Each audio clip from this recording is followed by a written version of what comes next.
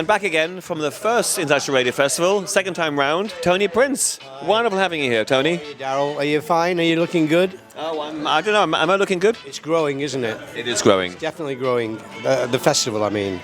I was here last year with you, and I see a marked increase in patronage, and the quality of radio stations is fantastic. Well done. Thank you very much. Thank you. And I have to say, we have to thank Tony for a lot of our kind of continued success.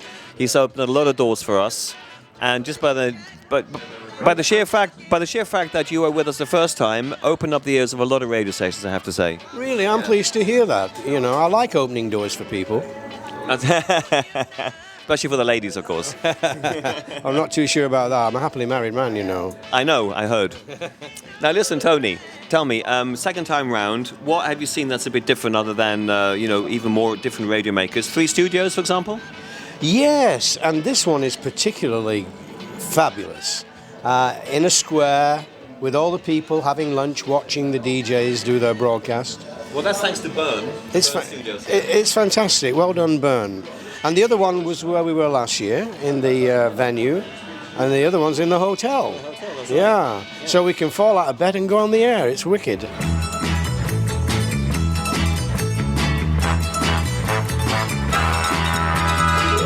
Gonna get me a gun. Music is the driving force of radio. That's the engine. But personality DJs, talk show DJs. They're all a part of the fabric of radio, you know, which is a very diverse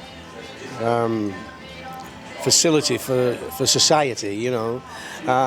What would we be without radio? Can you imagine a world without radio? Well, I can tell you one thing, there'll be far less successful revolutions, because since radio exists, all the revolutions that were successful because and with the radio. Well, yes, and the internet has got to take some responsibility. Okay, recently. Radio on the internet, maybe, because you can be in a war-torn country and listen to radio stations in other countries, you know, and the messages are getting through, you know. I mean, in especially the third world, radio stations and their antennas are the most protected places after the President's Palace and all his weapons. It's incredible what's going on out there now, you know. I mean, none of us like wars, but it seems like we're trying to repair the world, make it a better place for everyone.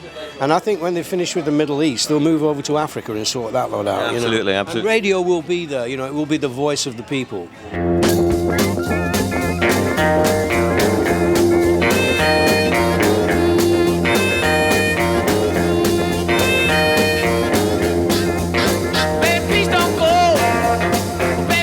I've recently been involved in a project on television, strangely enough, a wedding TV channel on satellite television in the UK. It's in Poland, Russia, Italy. But I did 5 years as program director making TV programs, you know. I really enjoyed it. But I ran out of steam. I just got bored with it, to be quite honest. And as it wasn't making too much money, I decided to go back to DMC. My wife, Christine, had been running it while I'd been concentrating on the TV project. So as soon as I got back, I had a look at where we stood in the world, and I realized we had to do a lot of changes. We've been around 26 years. That's quite a survival rate for a little independent company, you know. And I knew that we had to have an online DJ competition, so we've launched that now. So these DJs are all filming themselves, mixing, scratching, doing all the tricks. And they upload a 2-minute mix, and the public vote the favourite 10 every fortnight. And then we hand those 10 over to former world DJ champions to pick 2 winners to go through to the final, which will be in September, right? Where's that in September? The final's all online. It's on the website, dmcworld.com. Actually, it's dmcdjonline.com, but you can find it through our main channel, DMC World. So having launched a DJ competition online, I then thought, well, what else do we need here? We had a little magazine that wasn't really doing much. I think we'll relaunch the magazine, but we'll do something nobody's ever done before. We'll launch a radio station that's also a magazine. So while you're listening to the radio station, you can read the magazine, and it will be all about music and DJs and the kind of music that you're listening to on the radio. So that's a brave new world we're entering, and it's the first time I've ever really, apart from being a DJ on a number of stations, it's the first time I've actually had equity in one, and I'm really excited about it. And my son's involved as well. He's a modern kid, you know, and it's great. You know, I'm looking forward to launching about another month from now. Hey Joe, where you going with that gun in your hand?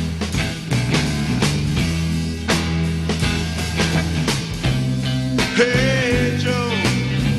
The whole concept of DMC, we started the mixing and the remixing phase, you know.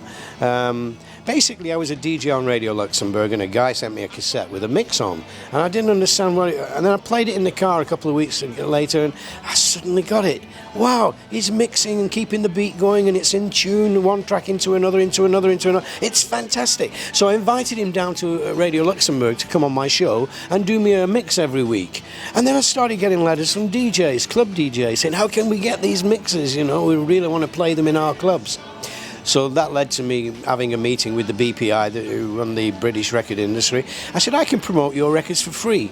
All you have to do is give me a license to mix your records, and we'll send the DJs, they'll pay for them, the DJs will pay for them, we'll send them a record with mixes on, and we'll send them a record with new records, new previews on, and everybody will be happy. You won't spend a penny, you know. And in actual fact, I made, well, in the last 26 years, we must have paid to the record industry a couple of £1 million, because we paid them a royalty on what the DJs spend with us, you see. So that's all very healthy.